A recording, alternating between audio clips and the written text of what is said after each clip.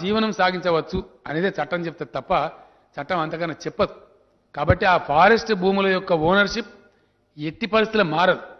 కానీ దానిలో జీవిస్తున్న గిరిజనులు పేదవాళ్ళు ఎవరైతున్నారో వాళ్ళకు డెఫినెట్గా ఒక రక్షణ ఇవ్వాల్సిన బాధ్యత మన మీద ఉంది. ఇప్పుడు ఎంతవరకు అయితే ఆక్రమించున్నారో ఎంతవరకు అయితే దున్నుకుంటున్నారో వాళ్ళని కాపాడే ప్రయత్నం చేద్దాం. అదేవిధంగా భవిష్యత్తు ఆక్రమణలు జరగకుండా అడవి నాశనం కాకుండా కూడా చూడవలసిన బాధ్యత మన మీద ఉంటుంది. దానికోసం కూడా త్వరలోపలనే కార్యాచరణ ప్రకటించి దానికి ఒక ముగింపు ఈ టర్మ్లో 100% తెస్తాం. వీలైతే ఒక సంవత్సరం లోపే దాన్ని జీరో కూడా చేస్తామని నేను ఆ పేద రైతులకు గిరిజన రైతులకు హామీ ఇస్తా ఉన్నాను.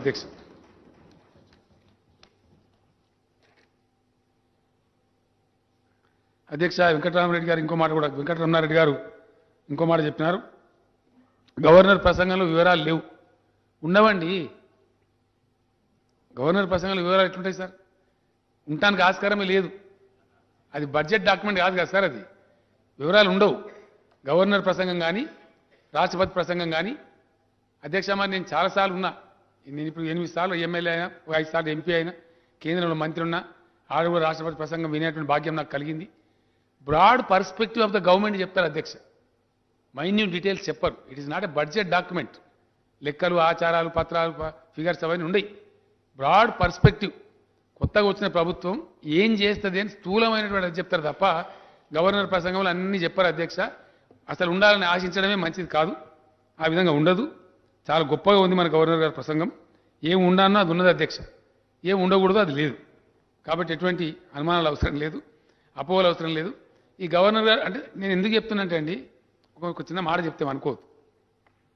కొన్ని విషయాలు మన దేశంలో అధ్యక్ష రొటీన్ అయిపోయింది. ఎట్లా ఉంటుందంటే, ఒక గవర్నమెంట్ ఉంటుంది. గవర్నమెంటు బడ్జెట్ పెడుతుంది. మీ స్టీరియోఫోనిక్ అన్నమాట. ఇక మీడియా పాయింట్ కాడికి పోతే అధికార పార్టీ శాసనసభ్యులందరూ ఆహా బడ్జెట్, ఓహో బడ్జెట్, ఇంతపాటి బడ్జెట్ ఇదివరకు రాలేదు చరిత్రలో అని అధికార పార్టీ శాసనసభ్యులు. ప్రతిపక్ష శాసనసభ్యులు సప్పగున్నది, ఈ విద్యార్థుల వ్యతిరేక బడ్జెట్, ఇది వ్యతిరేక budget. Sir 1947 to now this has become a regular feature.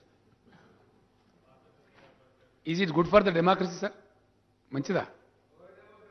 ఇది మంచిదా అండి? ఇదే ఉంటుందా రొటీన్? ఒక్క బడ్జెట్లో ఒక్క మంచి పని కూడా ఉండదా? దాన్ని అప్రిషియేట్ చేయము.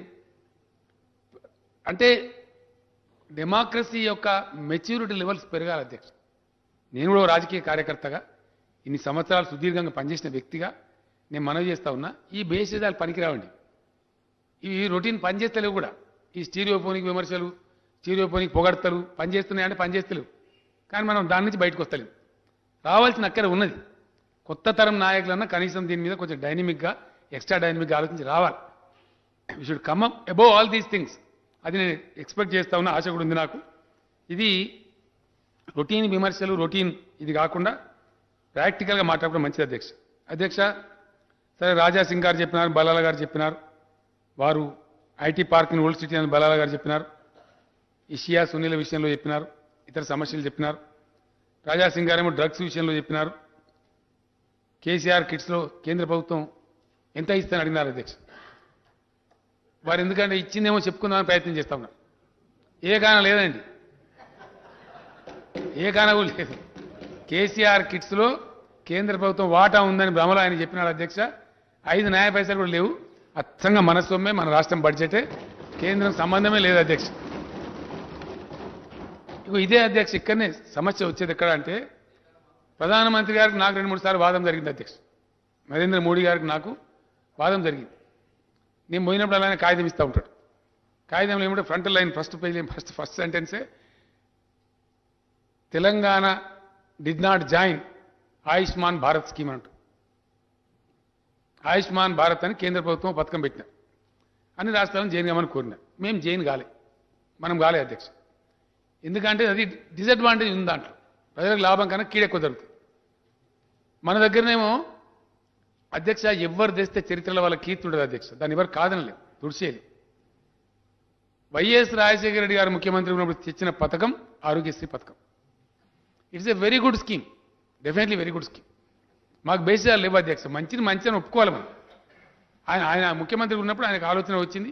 ఎవరో అధికారులు ఆయనకు చెప్పినారు, పార్టీ వాళ్ళని చెప్పి ఉండొచ్చు, మంచి ఆలోచన చేసినాడు ఆయన. It's a very good scheme. ఇప్పుడు ఆ కేంద్రం పెట్టిన ఆయుష్మాన్ భారత్ కంటే ఇది ఎన్నో రెట్లు మెరుగైన పథకం. మేము గత 4.5 ఏళ్ళు మేము కొనసాగించినాం అధ్యక్ష. అదే పథకాన్ని యథాతథంగా కొనసాగించాం. డెఫినెట్గా దాన్ని ముందుకు తీసుకొని పోతా ఉన్నాం. ఇప్పుడు కూడా ముందుకు తీసుకొని పోతాం. నేను మోడీ గారికి అదే చెప్పిన, అయ్యా ఇది మేము పెట్టలే స్కీము, వైఎస్ రాజశేఖర రెడ్డి గారు సీఎం ఉన్నప్పుడు తెచ్చినారు, చాలా చక్కగా ఉంది, దాన్ని మేము ఇంకా బెటర్ చేసుకుంటా ఉన్నాం, ఇంకొద్ది అడిషన్ చేస్తూ ఉన్నాం దానికి. ఆయన అప్పుడు 108 అని వారు పెట్టినారు, మేము ఇంకోటి పెట్టినాం, ఇప్పుడు అమ్మ ఒడి అని పెట్టినాం, ఇంకా కొన్ని యాడ్ చేసినాం దానికి, ఇంకా దాన్ని మంచి స్ట్రెంథెన్ చేసుకునే ప్రయత్నం చేసినాం. కాబట్టి మీది ఇన్ఫీరియర్ ఉంది స్కీమ్, మేము జాయిన్ కామని చెప్పాను, కుండబద్దలు కూడా చెప్పండి. అట్లే కొన్ని భ్రమలు ఉన్నాయి. ఇక్కడ బీజేపీ పార్టీ వారు కూడా చాలా తమాషాలు మాట్లాడతారు అధ్యక్ష.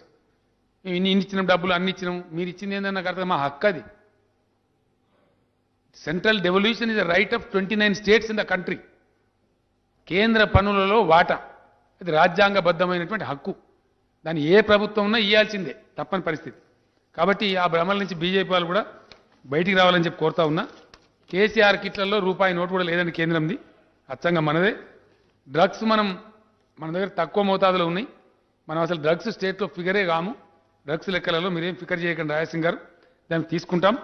ఆ ఒక్క మాట మీరు జ్ఞాపకం చేసినారు, I'm thankful to you. Dhoolpet rehabilitation విషయం మీరు చెప్పినారు, 100%. లాస్ట్ టర్మ్లో నేను వస్తాను మీకు చెప్పినాక నేను రాలేదు, నేను ఫెయిల్ అయినా. I have to accept. ఈ టర్మ్లో తప్పకుండా ధూల్పేటకు వచ్చి అక్కడ ప్రజలతో మాట్లాడి వాళ్ళకు ఏం చేయాలో ఆలోచించి మీ సలహా కూడా తీసుకొని ధూల్పేట ప్రజలకు రిహాబిలిటేషన్ కల్పిస్తామని మనం చేస్తా ఉన్నా. ఇల్లీగల్ బెట్టింగ్స్ కొన్ని జరుగుతున్నాయని చెప్పినారు, తప్పకుండా వాటి మీద కూడా చర్యలు తీసుకుంటాం. మీకు తెలుసు గతంలో బస్తీకో పేకాట క్లబ్బు, పుటకో క్లబ్ అని ఉండేది. ఇప్పుడు ఆ క్లబ్బులు పోయినాయి, గుడుంబా పోయింది, చాలా దరిద్రాలు పోయినాయి. ఇల్లీగల్ బెట్టింగ్ కూడా తప్పకుండా ఉక్కుపాదం మోపుతాం. ఇది మంచిది కాదు కాబట్టి అది ఇల్లీగల్ ఉన్నట్టయితే దాని మీద డెఫినెట్గా చర్యలు తీసుకుంటామని మనం చేస్తా ఉన్నాం. అధ్యక్ష, డబుల్ బెడ్రూమ్ ఇల్లు నేను ఒకటే మాట మనం చేస్తా ఉన్నా అధ్యక్ష, ఇది బేసిక్ చెప్పే విషయం కాదు. 2,70,000 పైచీలక ఇళ్లను రాష్ట్ర ప్రభుత్వం మంజూరు చేసింది. 10,000 నేను ఒక తెలుస్తలేదు పాపం కొన్ని చోట్ల. ఒక్కొక్క శ్రీనివాస్ గౌడ్ గారు మహబూబ్నగర్ ఎమ్మెల్యే గారు కాన్స్టిట్యున్సీలనే 3,000 ఇళ్ళు నిర్మాణం అయినాయి అధ్యక్ష. అయినాయి, అటు అయిన కాడ అయినాయి. శాసనసభ్యులు చొరవ తీసుకుని చోట కొన్ని అయినాయి. కొత్త టైప్లో వచ్చిన కొత్త పథకం కాబట్టి అధ్యక్ష మేము 2 మార్పులు చేసినాం. ఏం మార్పులు చేసినాం అధ్యక్ష? ఇది విచ్చలవిడిగా తామరతంపర పోతా ఉంది, కరెక్ట్ కాదు. అవినీతి అద్భుతంగా ఉంది, దాన్ని తీసేయాలనుకున్నాం. గౌరవ శాసనసభ్యులకు నేను థ్యాంక్స్ చెప్తా ఉన్నా అధ్యక్ష. అందరూ వాపసు రాలేదు, కొందరు ఓడిపోయినారు, కొందరు వచ్చినారు. కానీ ఒక పాలసీ మేము పెట్టినాం, గ్రామం మీరు సెలెక్ట్ చేయండి, పట్టణం అయితే ఏరియా మీరు సెలెక్ట్ చేయండి, కాన్స్టిట్యూన్సీలో మీకే అధికారం శాసనసభ్యులకి, కానీ బెనిఫిషియరీని మాత్రం మనం సెలెక్ట్ చేయొద్దు అని ఒక నిబంధన పెట్టుకున్నాం అధ్యక్ష. అంతకుముందు ఖచ్చితంగా ఎమ్మెల్యేలు సెలెక్ట్ చేసేవాళ్ళు, లిస్టులు ఇచ్చేవాళ్ళు. నేను కూడా ఇచ్చిన అధ్యక్ష, నేను ఎమ్మెల్యే ఉన్న కాలం నేను కూడా ఇచ్చిన. కానీ దానిలో అవినీతి చోటు చేసుకున్నది, కొన్ని బలహీనతలు ఉంటాయి.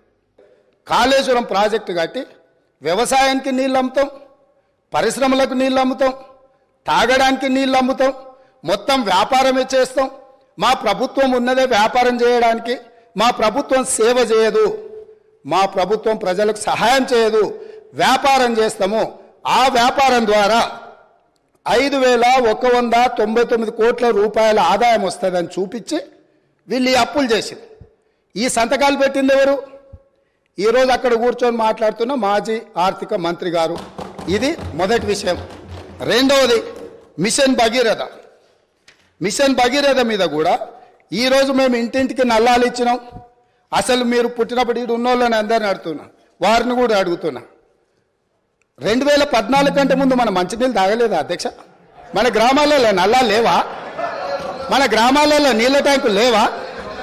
వీరు వచ్చినాకనే శివుడి తల మీద ఉన్న గంగను భూమి మీదకి తెచ్చి, భూమి మీద ఉన్న గంగను కాళేశ్వరంలోకి పారించి, కాళేశ్వరం ఉన్న గోదావరి జలాలను మన ఇంట్లల్లో నల్ల ద్వారా ఇచ్చి మన జీవితాలు ధన్యమైనట్టు, అదేదో వీళ్ళు అద్భుతం చేసినట్టు, అదేదో ఉచితంగా ఇస్తున్నట్టు, ఈ ఉచితంగా ఇవ్వడం ద్వారా తెలంగాణనే దేశానికి నెంబర్ 1గా ఆదర్శంగా ఉన్నట్టు ఈ సభలో నించొని, బయట రాజకీయ ఉపన్యాసాలు ఏమి ఇచ్చుకున్నా మనకేం అభ్యంతరం లేదు అధ్యక్ష, కానీ సభను మిస్లీడ్ చేసే విధంగా శాసనసభ వ్యవహారాల శాఖ మంత్రిగా గతంలో పనిచేసి ఆ అనుభవాన్నంతా ఉపయోగించి సత్యదూరమైన వార్తల్ని ఇక్కడ చెప్పడానికి ప్రయత్నం చేస్తున్నాడు. అందుకే మిషన్ భగీరథ మీద కూడా నేను చెప్పదలుచుకున్నా అధ్యక్ష.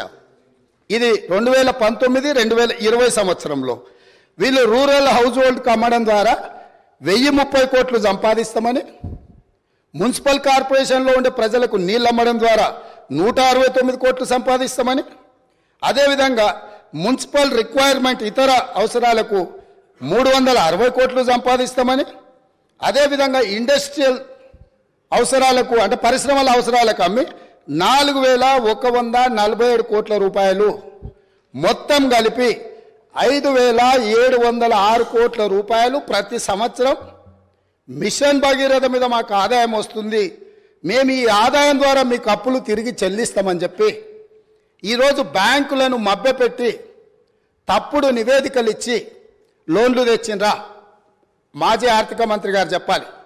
లేదు, నిజంగానే ప్రజల దగ్గర వసూళ్లు చేసి తాగునీళ్లను సాగునీళ్లను వ్యాపారంగా మార్చి వ్యాపార ఆట వస్తువుగా నీళ్లను మార్చి ప్రజల సెంటిమెంటును, తెలంగాణ ఉద్యమంలో వాళ్ళ పార్టీ చెప్పింది నీళ్లు నిధులు నియామకాలు, నీళ్లే మొదటి సింహభాగం వాళ్ళ ఉద్యమం, వాళ్ళ నాడు వాళ్ళ పార్టీ చెప్పుకున్నది. ఆ నీళ్ల ద్వారా వ్యాపారం చేసి దాదాపుగా ఒక్క కాళేశ్వరం ద్వారానే 5199 కోట్లు, మిషన్ భగీరథ ద్వారా 5706 కోట్లు, అంటే 10,800 కోట్ల రూపాయలు రైతులను పేద ప్రజలను ముక్కువిండి వసూలు చేస్తామని ఈ నివేదికలు ఇచ్చి అడ్డగోలుగా 1000 కోట్ల రూపాయల అప్పులు తెచ్చి ఇప్పుడు ఈ అప్పులను బయట పెట్టినప్పుడు అవును మా చేతగానితనం వల్ల, మా నిస్సహాయత లేకపోతే అవగాహన లోపం వల్ల ఈరోజు ఇట్లా తప్పు జరిగింది, కాబట్టి దీన్ని సరిదిద్దుకోవడానికి ప్రధాన ప్రతిపక్షంగా ప్రభుత్వానికి సహకరిస్తామని ముందుకు వస్తాము అని మాట్లాడాల్సిన విషయాలను పక్కన పెట్టి ఈరోజు దబాయిస్తున్నారు. ఇంకొకటి అధ్యక్ష, ఇంతకుముందే వారు మాట్లాడుతూ తెలంగాణ టీఎస్ఐఐసి ద్వారా ఏవైతే లోన్లు ఉన్నాయో వాళ్ళే కట్టుకుంటారు, మాకేం సంబంధం లేదు అని, అసలు మేము కట్టాల్సిన పనే లేదని మాజీ ఆర్థిక మంత్రి గారు ఇదే సభలో అక్కడి నుంచోని చెప్పారు. వారు ప్రవేశపెట్టిన నివేదిక అధ్యక్ష, ఇది నేను ఎక్కడి నుంచి తీసుకురాలే, 31 జనవరి 2023 టీఎస్ఐఐసి హడ్కో లోన్లకు వీటన్నిటికీ మేము గ్యారంటీ ఇచ్చి మేము కడతామని చెప్పి వాళ్ళు ఇచ్చిన నివేదిక. అంటే ఈరోజు ఏ కార్పొరేషన్ల ద్వారా లోన్లు తెచ్చినా పర్టికులర్గా వారు టీఎస్ఐఐసికి సంబంధించిన నిధులు మేము చెల్లించాల్సిన అవసరం లేదు, ప్రభుత్వానికి సంబంధం లేదు, వాళ్ళే చెల్లిస్తారు అనేది అయితే చెప్పిండో వారు సత్యదూరమైన అంశాలను ఇక్కడ ప్రస్తావించారు. కాబట్టి ఈరోజు వారిచ్చిన నివేదికనే ఇతరులు ఎవరో ప్రవేశపెట్టిండ్రు, వారికి సంబంధం లేదు, వారు చూడలేదు, వారికి అవగాహన లేదు అని అంటే మనకెవరికి అభ్యంతరం లేదు.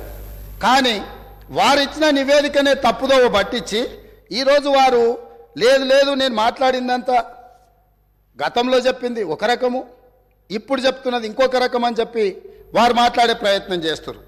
అదేవిధంగా వారు చాలా అద్భుతమైన బడ్జెట్ను ప్రవేశపెట్టినాం, మా అద్భుతమంతా చూసి దేశమంతా మమ్మల్ని ఏమంటారు మమ్మల్ని అనుకరించాలి, అంత అద్భుతమని 2015-16 క్యాగ్ నివేదిక ఏమన్నది అధ్యక్ష? వారి దగ్గర వారు ఆర్థిక మంత్రిగా పనిచేసిన వారి దగ్గర వివరాలు లేవా? దాంట్లో ఏం చెప్పిండ్రు? వీళ్ళు క్యాగ్ నివేదిక ప్రకారం ఆఫ్ బడ్జెట్ అంటే బడ్జెట్లో రాని అప్పులను తీసుకొచ్చి ఆదాయంగా చూపించి మొత్తం బ్యాంకులను ప్రభుత్వ వ్యవస్థలను తప్పుపట్టిండ్రు అని చెప్పి క్యాగ్ నివేదిక స్పష్టంగా ఈ రాష్ట్ర ప్రభుత్వాన్ని తప్పుపట్టింది.